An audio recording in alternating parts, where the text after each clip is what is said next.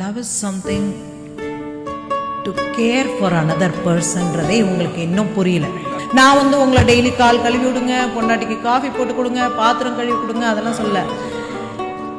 ஏண்டி சாப்பிட்டியா அப்படின்னு கேளுங்க. அவங்களுக்காக சம்பாதிக்கிறேன், இதெல்லாம் பண்ணுறேன், எனக்கு டைம் ஸ்பெண்ட் பண்ண மாட்டேங்கிறேன்.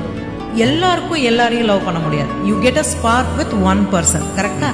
ஸோ அந்த ஒன் பர்சன் எப்படி கிளிக் ஆகுதுன்னா, you have an image R an impression in your head. முதல் 7 வருஷங்களில் வாழ்க்கையில் என்ன பார்த்தாங்களோ அதுதான் அவங்களுடைய வாழ்க்கையாக பிரதிபலிப்பாங்கன்றது தான் சைக்காலஜி. முதல்ல ஃபேமிலிக்குள்ள யாரை ஜெயிக்க போகிறோம்?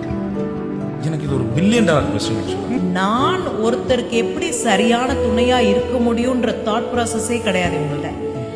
வர்றவன் எப்படி எனக்கு சரியான துணையா இருப்பானே யோசிச்சுட்டு இருக்காங்க. நம்ம ஓட்ட சட்டி ஓட்ட கல்யாணம் பண்ண எல்லாருமே அதான் சொல்றாங்க, கல்யாணம் பண்ணாதீங்கிறாங்க, பயத்துண்டோன்னு விட்டாங்க. ஒரு பெண் நீ வேணும்னு நினைக்கிற வரைக்கும் மட்டும்தான் உனக்காக எதையுமே தியாகம் செய்வான். நீ வேண்டான்னு முடிவு பண்ணிட்டா உன்னையே தியாகம் பண்ணிட்டு போயிடுவான். தன் மேல நம்பிக்கை இல்லைன்னா அடுத்தவங்க மேல நம்பிக்கை வராது.